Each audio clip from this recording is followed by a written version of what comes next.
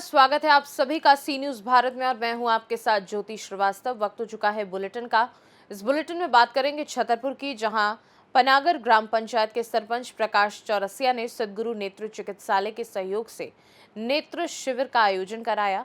साथ ही बात करेंगे गाजियाबाद की, जहां उप मुख्यमंत्री ब्रजेश पाठक ने अम्बेडकर जयंती के अवसर पर बाबा साहब की मूर्ति पर माल्यार्पण कर उन्हें श्रद्धांजलि दी और सफाई कर्मियों को सम्मानित किया। आगे बात होगी किशनगंज की, जहां वक्फ बोर्ड संशोधन विधेयक को लेकर बैठक का आयोजन किया गया। ऐसी तमाम खबरों पर विस्तार से होगी चर्चा। बरेली में राष्ट्र जागरण युवा संगठन के आह्वान पर नाथनगरी के सनातन प्रेमियों ने शाम सिविल लाइंस हनुमान मंदिर पहुंचकर हनुमान चालीसा का पाठ किया और उसके बाद पैदल मार्च करते हुए पटेल चौक तक गए। वहां पर उन्होंने ममता बनर्जी के पुतले को जूते चप्पलों से मारा और फिर उसे आग के हवाले कर दिया। इस अवसर पर राष्ट्र जागरण युवा संगठन के प्रमुख पदाधिकारियों के अलावा शिवसेना और विहिप के सदस्य भी उपस्थित थे, जिसमें अमित भारद्वाज, अनिल मुनि, दीपक पाठक, आशु अग्रवाल और अन्य प्रमुख लोग शामिल थे। अखंड भारत गौरव ट्रस्ट और नाथनगरी सुरक्षा समूह का विशेष सहयोग भी प्राप्त हुआ। जिस प्रकार सभी को ज्ञात है, पश्चिम बंगाल में लगातार हिंदुओं को टारगेट करके किलिंग हो रही है, अत्याचार हो रहे हैं। विगत वर्ष भी एक ही परिवार के 3 सदस्यों को, पत्नी और बाप बेटे को मार दिया गया, पत्नी से बलात्कार किया गया। और अभी 3 दिन पहले बाप बेटे को आंखें निकाल कर मारा गया। जिस तरह आपने इतिहास में पढ़ा होगा, जैसे मुगलों ने अत्याचार किए थे, आंखें निकाल लेना, विवत्सा करना, ये मुगलों की निशानी है। ये जो मुगलों के वंशज हमारे भारत में जगह जगह पाकिस्तान बनाए हुए हैं, यदि भारत सरकार ने समय रहते इन्हें नहीं रोका तो यकीन मानिए एक और विभाजन तय है। उस विभाजन के समय लाखों लोगों की जानें गई थी, तब विभाजन हुआ था। अगर समय रहते इनका निदान नहीं हुआ, ये मुगलिया सोच के लोग, ये अकबरुद्दीन ओवैसी जैसे लोग जो औरंगजेब और अकबर को अपना आदर्श मानते हैं, ऐसी सोच के लोगों को भारत में रहने का कोई अधिकार नहीं है। मेरा भारत सरकार से आग्रह है, जो ये रोहिंग्या से आकर ये जो यहाँ बस गए हैं लोग, इन्हें बाहर खदेड़ा जाए और मुगलिया सोच के लोगों को उनके अपने सही स्थान पर भेजा जाए। भारत, हिंदुस्तान एक शांति प्रिय देश है। इसमें शांति तभी बनी रह सकती है जब ये शांति दूत यहाँ पर ना हो। देखिए, आज हम लोगों ने ममता बानो का जो पुतला फूका है, क्योंकि हिंदुओं पे हिंदुस्तान के अंदर अत्याचार हो रहा है। उनके घर बार तहस-नहस किए जा रहे हैं, उनकी हत्याएं की जा रही हैं। हिंदुओं की हत्याएं हिंदुस्तान में कभी बर्दाश्त नहीं की जाएगी। हिंदुओं पे अत्याचार हिंदुस्तान में कभी बर्दाश्त न था न कभी होगा। इस तरह से जो अत्याचार हो रहा है, हमने आज मांग की है माननीय प्रधानमंत्री जी से कि पश्चिम बंगाल में सरकार बर्खास्त करके वहाँ पे राष्ट्रपति शासन लागू किया जाए। इस तरह से लूटपाट हो रही है, घर लूटे जा रहे हैं। एक राजनीति रोटी सेकने के लिए जो हिंदुओं का निशाना बनाया जा रहा है, वो कभी भी बर्दाश्त के काबिल नहीं है। चाहे हम सिख हैं, चाहे हम किसी भी धर्म से हैं, लेकिन हिंदुस्तान में अत्याचार राजनीतिक रोटी सेकने के लिए किया जाएगा, उसे कभी बर्दाश्त नहीं किया जाएगा। इसे फिर से कश्मीर बनाने की कोशिश की जा रही है, केरल बनाने की कोशिश की जा रही है, पाकिस्तान बनाने की कोशिश की जा रही है, बांग्लादेश बनाने की कोशिश की जा रही है। हिंदुओं पर अत्याचार आए दिन बढ़ता जा रहा है, जिसको बर्दाश्त नहीं किया जाएगा। ऐसी राजनीति को नहीं चलने दिया जाएगा। हमारे प्रधानमंत्री जी से पूरी अपील है कि वहाँ सरकार बर्खास्त करके और राष्ट्रपति शासन लागू किया जाए। भारत क्या करने जा रहा है? अनिल मुनि अपने पूरे शरीर को भी दान करने के लिए तैयार है, लेकिन कब? जब तैयार है, जब मेरा कोई भी सनातनी का कोई भी नुकसान नहीं हो तब। भगत सिंह जी को मैं आज कहता हूं कि भगत सिंह ने उस समय जो बलिदान दिया अपना, वो गलत बलिदान दिया। अगर उनको पता होता कि मेरे बाद भारत की ये दशा होगी, भारत टुकड़े टुकड़े हो जाएगा, हमारे ही लोग, हिंदू ही लोग इसको टुकड़े टुकड़े कर देंगे, तो वो बलिदान नहीं देते। इसी तरीके से आज मैं कह रहा हूँ कि मैं बलिदान नहीं दूंगा। केस दान मैंने दिए थे, केस दान उन आत्माओं को तर्पण करने के लिए जो आत्माएं दिवंगत हो गई थी, उस वेदना में दिए थे। और उस नालायक यूनुस को मैंने दिए थे बांग्लादेश में, जो धूर्त मक्कार अभी भी बैठा हुआ है और आंख बंद करके बैठा हुआ है, हिंदुओं को लगातार साले अत्याचार कर रहे हैं। एक बात। दूसरी बात यह है कि वो बांग्लादेश देश था वो भी भारत का ही पार्ट था, और ये बांग्लादेश नहीं है तो भारत का ही पार्ट है। और इस भारत के पार्ट में सदा हमारे देश में हम पे जुल्म हो रहा है। इस समय केंद्र सरकार क्या निवेदन करेंगे, किस तरह की सजा मुकर्रर होनी चाहिए पश्चिम बंगाल सरकार और ऐसे अपमान करने वाले लोगों को जो दूसरे धर्म के लोग? देखिए, ये जो आज बंगाल में हो रहा है, या पहले कश्मीर में हुआ या केरल में हुआ, ये उसका कारण केवल ये है कि हमने कभी प्रतिक्रिया नहीं दी। अगर इसकी प्रतिक्रिया गंभीर दी होती तो आज ये स्थिति नहीं होती। आप जानते हैं कि एक धर्म का कहीं एक कार्टून भी कहीं अगर बन जाता है तो पूरी दुनिया में आग लग जाती है, और हम लोग बहुसंख्यक देश के निवासी होने के बाद भी प्रतिक्रिया नहीं देते हैं। कारण हमारे जो इतिहास हैं उसमें गांधी जी को इतना महिमा मंडित किया गया है, वासुदेव कुटुंबकम, और बहुत सारी चीज़ें ऐसी हैं कि जिसको हम निभा रहे हैं।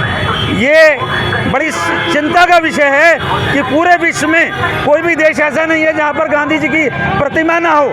पूरे विश्व के सारे देश भारतवासी और बहुसंख्यक हिंदुओं को इस्तेमाल कर रहे हैं। एक गांधी जी की प्रतिमा लगा के, एक अहिंसा की बात करके पूरे विश्व के लोग, हिंदूवादी लोगों को, बहुसंख्यक लोगों को प्रताड़ित कर रहे हैं। आज जो कश्मीर में हमने देखा, जो केरल में हुआ, पिछले 14 वर्ष पहले लोगों को पता ही नहीं था कि देश में हुआ क्या है। हम लोग वर्षों से अकबर को ही महिमा मंडित करते रहे, हम लोग औरंगजेब को ही महिमा मंडित करते रहे। अभी पिछले 14 वर्षों के अंदर हमको पता चला कि एक धर्म के अंदर हलाला नाम की कोई चीज़ भी होती है। क्यों पता नहीं चला 14 वर्ष पहले? इसलिए पता नहीं चला क्योंकि उस धर्म के बारे में जब भी कोई चीज़ निकल के आती थी तो एक फतवा जारी हो जाता था और लोग डरते थे कि कुछ बोलना नहीं है। लेकिन ये 14 वर्ष में। बरेली से सी न्यूज़ संवाददाता मुकेश सिंह की रिपोर्ट।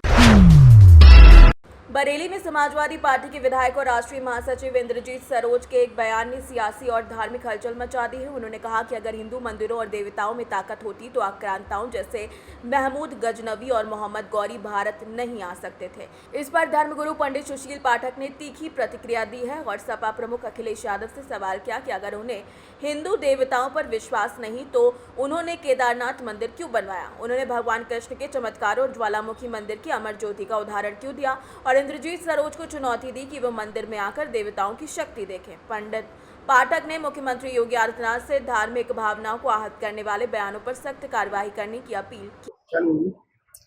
जय श्री श्याम। सपा विधायक इंद्रजीत ने एक दावा किया है कि हिंदू मंदिरों में और हिंदू देवताओं में ताकत नहीं थी, वरना गजनबी कैसे मंदिर तोड़ देता। सबसे पहले तो मैं सपा के मुखिया अखिलेश यादव से एक बात पूछना चाह रहा हूं कि अखिलेश यादव ये बात बताएं कि उन्होंने केदारनाथ का मंदिर क्यों बनवाया। अगर हिंदू देवताओं पर, हिंदू मंदिरों पर उन्हें भी आस्था और विश्वास नहीं थी, और अगर उन्हें आस्था और विश्वास था तो ऐसा बयान उनके विधायक ने जिसने दिया उसके खिलाफ कार्रवाई करें। दूसरी बात, भगवान श्री कृष्ण का जो अवतार हुआ है द्वापर में, मात्र 7 साल की उम्र थी। 7 साल के भगवान कृष्ण 7 कोस के गिरिराज पर्वत और 7 दिन सबसे छोटी उंगली पर उठाकर इस जगत को 7 दिन तक दिखाया कि कैसे ब्रजवासियों की रक्षा की भगवान श्री कृष्ण।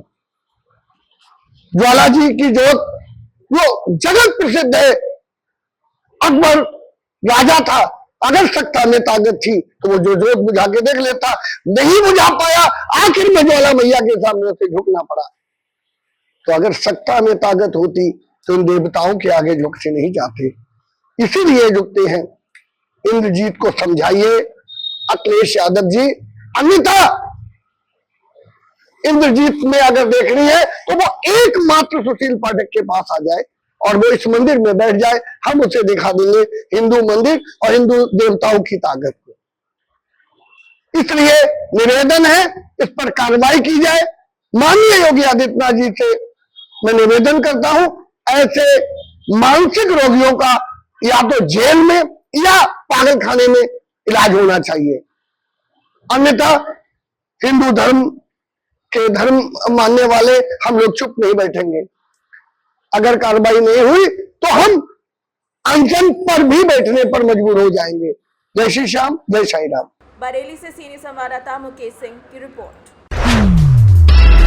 बरेली के नवाबगंज में पैनी नजर सामाजिक संस्था की अध्यक्ष और आम आदमी पार्टी की उपाध्यक्ष एडवोकेट सुनीता गंगवार ने ग्राम हाफिजगंज में कैंथल रोड पर नवनिर्मित शराब भट्टी को बंद करवाने के लिए उप जिलाधिकारी को प्रार्थना पत्र सौंपा। उन्होंने बताया कि शराब भट्टी कस्तूरबा इंटर कॉलेज और राजकीय इंटर कॉलेज के पास आबादी क्षेत्र में खोली गई है, जिससे स्थानीय महिलाओं में आक्रोश फैल गया है। महिलाओं का आना जाना मुश्किल हो गया है और छेड़छाड़ जैसी घटनाएं बढ़ गई हैं। सुनीता गंगवार ने आरोप लगाया कि सरकार शराब भट्टी के लाइसेंस बांटकर समाज पर नकारात्मक प्रभाव डाल रही है और महिलाओं को विशेष रूप से परेशान कर रही है। उन्होंने चेतावनी दी कि शराब भट्टी को हटाया नहीं गया तो उनकी संस्था आक्रोशित महिलाओं के साथ धरना देने पर मजबूर होगी। पूछना चाहेंगे क्या मामला है, आप यहाँ पर आयोजन साहब के यहाँ पर आ जाए। ये थाना हाफिजगंज में सेथल रोड पर एक शराब भट्टी अभी तत्काल में खोली गई है और वो भट्टी ऐसी जगह पे खोली गई है जिससे थोड़ी दूर पर एक लड़कियों का कॉलेज है, राजकीय विद्यालय है, इंटर कॉलेज है और एक कस्तूरबा इंटर कॉलेज है। दो कॉलेजों के पास है और उसके अलावा सामने ही बस्ती है, बस्ती में लोग रहते हैं और वहाँ की महिलाओं ने विरोध जताया है और विरोध जताने के उपरांत भी वहाँ से भट्टी नहीं हटाई गई। इन्होंने धरना भी रखा तब भी वो भट्टी नहीं हटाई गई। तो उसी संबंध में आज ये महिलाएं और मैं यहाँ पर आई हूँ और एसडीएम साहब को एक प्रार्थना पत्र सौंपा है। मैं एक बात कहना चाहती हूँ कि योगी सरकार जो इस तरह से भट्टियों का विकास करने में लगी हुई है कि हर 10 कदम पे भट्टी खोलकर कौन सा विकास करना चाहती है, क्या पूरे समाज को शराबी बनाना चाहती है या शराब के एक फ़ायदे बता दे सरकार हमें कि शराब ज़्यादा से ज़्यादा लोग पिएंगे तो ये फ़ायदा है। एक फ़ायदा अगर गिना दे तो शायद मैं आगे से कभी शराब के ऊपर वो उठाऊँगी नहीं, सवाल नहीं उठाऊँगी। तो लगातार इस सरकार में शराब की जो है दुकानें लगातार खोली जा रही है। अभी थोड़ी देर पहले आप लोगों ने भी देखा था, एक के साथ एक फ्री मिल रही है। तो समाज को कहाँ ले जाना चाहती है सरकार? क्या पूरे समाज को, युवा पीढ़ी को, बच्चों को, सबको शराबी बनाना चाहती है? अगर शराब भट्टी नहीं हटा सकती है तो एक काम करें योगी सरकार, वहाँ से कॉलेज हटवा दे, लोगों को हटवा दे, वहाँ से बस्तियों को हटवा दे और शराब बेचे, जहाँ मर्जी हो वहाँ शराब बेचे। और शराब के सबसे ज़्यादा साइड इफ़ेक्ट जो होते हैं वो महिलाओं को झेलने पड़ते हैं, क्योंकि अगर पति और उनके बेटे पी कर आते हैं तो घर में जो झगड़े और फसाद होते हैं वो उन्हीं महिलाओं को ही झेलने पड़ते हैं। और हम अपने समाज को जो है बर्बाद कर रहे हैं, अपनी युवा पीढ़ी को और बच्चों को बर्बाद कर रहे हैं। शराब से बचना चाहिए और शराब की कम से कम बिक्री होनी चाहिए। बरेली से सीनियर संवाददाता मुकेश सिंह की रिपोर्ट। छतरपुर जिले की पनागर ग्राम पंचायत के सरपंच प्रकाश चौरसिया ने निजी खर्च पर सतगुरु नेत्र चिकित्सालय चित्रकूट के सहयोग से एक नेत्र शिविर आयोजित कराया, जिसमें सैकड़ों ग्रामीणों की आंखों की जांच की गई। जरूरतमंदों को दवाइयां और चश्मे वितरित किए गए। वहीं 40 मरीजों को ऑपरेशन के लिए चित्रकूट निःशुल्क भेजा गया। ये पहल उनकी जनसेवा और नवाचार की भावना को दर्शाती है। कैंप है जो सतगुरु नेत्र चिकित्सालय चित्रकूट के द्वारा लगाया गया था, जिसमें से 320 मरीजों का सफल परीक्षण किया गया है, जिनमें से 150 मरीजों को चश्मे वितरित किए गए हैं और लगभग 80 से 90 लोगों को दवाइयाँ दी गई हैं और 40 लोगों को मोतियाबिंद के लिए भर्ती किया गया, जिनको मोतियाबिंद पाया। तो ऑपरेशन करके कब कितने समय तक वापस करेंगे? ये आज जाएंगे और इनकी कल जांच चालू हो जाएगी, लगभग 2 से 3 दिन तक। ये सब निःशुल्क सुविधाएं हैं? हाँ, ये सारी निःशुल्क सुविधा है। जो भी पेशेंट या मरीज पैसे द्वारा कराना चाहते हैं ये भी सुविधा है और बाकी निःशुल्क है सारा कुछ, लाने ले जाने का सारा कुछ। यह आयोजन यहाँ पर ग्राम पनागर में किसके द्वारा किया गया था? ये यहाँ के सरपंच द्वारा किया गया है। सतगुरु चिकित्सा केंद्र जानकीपुर के द्वारा निःशुल्क लगाया गया था। यहाँ पर के लगभग कितने मरीजों को आपने स्वास्थ्य परीक्षण करवाया? यहाँ पर लगभग 320 या 325 लोगों का सफल परीक्षण जो इनकी टीम आई थी इनके द्वारा सफल परीक्षण किया गया है। सरपंच जी, आपके द्वारा लगातार यहाँ गांव में व्यवस्थाएं जो हैं लोगों को दी जाती हैं, ये आपको प्रेरणा कहाँ से मिली है? इसके लिए प्रेरणा की जरूरत नहीं होती है। ये तो ऐसा है कि जितना अपने मन से और भाव से जनता की सेवा के लिए जो जनता ने बनाया है सरपंच या कोई पद दिया है, तो अपने मनोभाव से ही मुझे लगता है कि जितनी ज़्यादा से ज़्यादा सेवा जनता की कर सके। आप निर्धन कन्याओं को जैसे शादी विवाह होती हैं उसमें भी आप सहयोग करते हैं, कैसा क्या सहयोग करते हैं आप? इसके लिए तो ऐसा है कि जब मैं सरपंच बना तो मैंने देखा कई कन्याओं के यहाँ कुछ ऐसा रहता था कि कुछ करने के लिए नहीं रहता था, तो मैंने उस समय पर ये सोचा कि मतलब उनके लिए कुछ करें। तो कुछ करने के लिए मैंने जो भी देना चाहा, टीन, तेल, बेला, पैसा, लेकिन उसके साथ साथ कुछ गांव में लगा कि लोग वालों को लग रहा था कि भाई हमको क्यों नहीं मिल रहा। तो सभी के लिए, चाहे वो किसी भी समाज की कन्या हो, उसके लिए मैंने निस्वार्थ मतलब ये सेवा जारी की। छतरपुर से सी न्यूज़ संवाददाता अशोक कुमार सेन की रिपोर्ट। गांधीनगर जिला यातायात पुलिस ने एक नई पहल शुरू की, जिसका उद्देश्य देश के नागरिकों में यातायात नियमों और विनियमों के प्रति जागरूकता बढ़ाना और उनकी किसी आपात स्थिति में सड़क यातायात प्रबंधन में योगदान देने के लिए तैयार करना है। इसके तहत गांधीनगर यातायात पुलिस ने शहर के छात्रों और युवाओं को यातायात जंक्शनों पर आवश्यक निर्देशों और नियमों का प्रशिक्षण दिया, खासकर उन युवाओं को जो दिन भर मोबाइल फोन में उलझे रहते हैं, और इस सेवा कार्य के माध्यम से प्रेरित किया गया ताकि समाज में दुर्घटनाओं को रोका जा सके। गुजरात के गांधीनगर से सी न्यूज़ संवाददाता अमित पटेल की रिपोर्ट। उप मुख्यमंत्री ब्रजेश पाठक ने अंबेडकर जयंती के अवसर पर बाबा साहिब की मूर्ति पर माल्यार्पण कर उन्हें श्रद्धांजलि अर्पित की। सफाई कर्मियों को सम्मानित किया। उन्होंने बताया कि प्रदेश भर के अंबेडकर पार्कों में सफाई अभियान और अंबेडकर के नाम पर कार्यशालाओं का आयोजन किया जा रहा है। ब्रजेश पाठक ने कहा कि प्रधानमंत्री नरेंद्र मोदी ने गरीबों को पक्का मकान, मुफ्त शिक्षा और जीवन यापन के संसाधन देकर डॉक्टर भीमराव अंबेडकर के सपनों को साकार किया है। सपा सांसद रामजी लाल को लेकर पूछे गए सवाल पर वो मीडिया से बचते हुए नजर आए।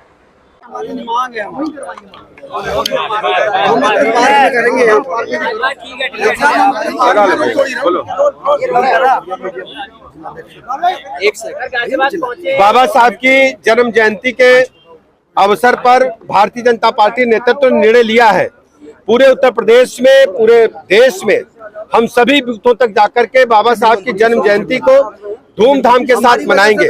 आज उत्तर प्रदेश में जितनी भी हमारे बाबा साहब के पार्क हैं या बाबा साहब के नाम से जो भी स्थल हैं, उनकी साफ सफाई परसों से ही हम लोगों ने प्रारंभ कर दी थी। कल बाबा साहब की सभी जो हमारे प्रतिमाएं लगी है, वहां हम लोगों ने पहुंच करके माल्यार्पण, पुष्पांजलि अर्पित की है। और आज पूरे प्रदेश में लगातार कार्यशालाएं बाबा साहब को श्रद्धांजलि अर्पित करने के लिए हो रही हैं। गाजियाबाद में उसी अनुक्रम में हम सब एकत्र हुए हैं। माननीय प्रधानमंत्री नरेंद्र मोदी जी सच्चे अर्थों में बाबा साहब को श्रद्धांजलि अर्पित कर रहे हैं। बाबा साहब का जो मानना था कि सबको समानता का अधिकार मिले, माननीय मोदी जी ने सबको पक्का मकान, सबको शौचालय, सबको शुद्ध पेयजल, सबको निःशुल्क इलाज, सबको बेहतर पढ़ाई, सैकड़ों ऐसी योजनाएं गरीब कल्याण की प्रारंभ की है, उनको धरातल पर उतार रहा है। बाबा साहब के प्रति सच्ची श्रद्धांजलि माननीय प्रधानमंत्री नरेंद्र मोदी जी ने अर्पित की है। और बाबा साहब के जो पंच तीर्थ हैं, उनको भी डेवलप करने का काम माननीय प्रधानमंत्री नरेंद्र मोदी जी की अगुवाई में हुआ है। मैं हृदय की गहराइयों से बाबा साहब के चरणों में श्रद्धा सुमन अर्पित करता हूँ। गाजियाबाद से सी न्यूज़ संवाददाता राजेंद्र चौधरी की रिपोर्ट। किशनगंज के ठाकुरगंज में वक्फ बोर्ड संशोधन विधेयक को लेकर डीडीसी मार्केट ग्राउंड ठाकुरगंज में बैठक का आयोजन किया गया। वक्फ तफजुहा कमेटी द्वारा आयोजन किया गया। स्थानीय ग्रामीण जनप्रतिनिधि शामिल रहे। बैठक में मौजूद विधायक अखरुल ईमान, साथ ही साथ ठाकुरगंज विधायक सुआद असरार, गणमान्य व्यक्ति, सामाजिक लोग भी मौजूद रहे। इस बैठक का आयोजन सरकार द्वारा किया जा रहा है। मुस्लिम विरोधी कानून लाकर लोगों की प्रॉपर्टी को हड़पने की नई नीति बनाई गई है, ऐसा आरोप लगाया जा रहा है। सर, आज अपना प्रोग्राम यहाँ पर भी रहा, लोगों को जागरूक लगातार कर रहे हैं। 20 तारीख को आप लोग का धरना प्रदर्शन हो रहा है। कितनी उम्मीद है, लगातार जो मांग चल रही है, क्या लग रहा है? जब जुल्म की आंधी बही है, इंसाफ का चिराग रोशन करने का काम लोगों ने हमारे किया है। मोदी जी ने ये काला कानून जो वक्फ अमेंडमेंट एक्ट 2025 बनाया है, ये मुल्क में खाना जंगी पैदा करना, मुसलमानों के धार्मिक मामले में हस्तक्षेप करना और देश के संविधान के वसूलों के खिलाफ है। इसलिए इसकी मुखालफत करना हर भारतीय नागरिक की जिम्मेदारी है और अपने शरीयत की हिफाजत करना मुसलमानों का मजहबी और कानूनी फरीजा है। इसलिए हम लोग कि इस इलाके में ये आह्वान किए हैं कि आओ सब मिलकर लड़ो। देश के कानून, देश के संविधान को बचाना जरूरी है। देश में हिंदू और मुसलमानों में मोहब्बत कायम रखना जरूरी है। और मछली पानी के बगैर जिंदा नहीं रह सकती है, मुसलमान अपनी शरीयत के बगैर जिंदा नहीं रह सकता है। उसके लिए जहां तक लड़ाई लड़नी पड़ेगी, लड़ाई लड़ेंगे, उसी का ऐलान। राजद का एक प्रवक्ता का बयान होता है कि जो है एमआईएम जो है राजनीति कर रही है। अब वो बेचारा नादान होगा, वो छोटा सा होगा, गली कुचा का होगा।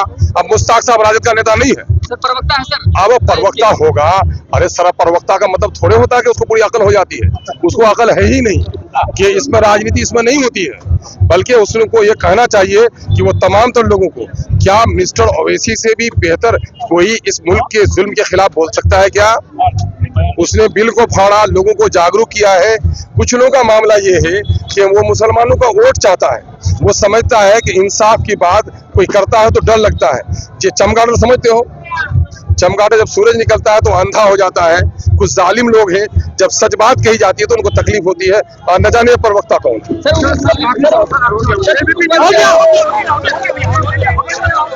किशनगंज से सी न्यूज़ संवाददाता मिनहाज आलम की रिपोर्ट। ललितपुर में सरकारी जमीन पर रात्रि में हो रहा अवैध खनन, जहां अवैध खनन माफियाओं के हौसले बुलंद हैं। सरकारी तालाब में मिट्टी का अवैध खनन करते हुए माफिया नजर आए। पुलिस और प्रशासन को चुनौती दे रहे हैं खनन माफिया। ललितपुर के थाना मड़ावरा अंतर्गत ग्राम पंचायत साडूमल में देवरान रोड पर स्थित सरकारी तालाब का मामला बताया जा रहा है। ललितपुर से सी न्यूज़ संवाददाता विकास सोनी की रिपोर्ट। उन्नाव के पीताम्बर नगर मोहल्ले में एक जर्जर पक्की दीवार अचानक से ढह गई और 3 बच्चे मलबे की चपेट में आ गए, जिसमें 9 वर्षीय प्रांशु की मौत हो गई, जबकि अंकित और सरस गंभीर रूप से घायल हो गए। दोनों को जिला अस्पताल से नाजुक हालत में हालत रेफर किया गया। हादसे के बाद कोतवाली पुलिस मौके पर पहुंची और जांच शुरू की। वहीं राजस्व टीम भी मुआयना करेगी। उन्नाव से सी न्यूज़ संवाददाता अजय की रिपोर्ट। फिलहाल के लिए न्यूज़ बुलेटिन में बस इतना ही। देश दुनिया की बाकी खबरों को जानने के लिए आप देखते रहिए सी न्यूज़ भारत।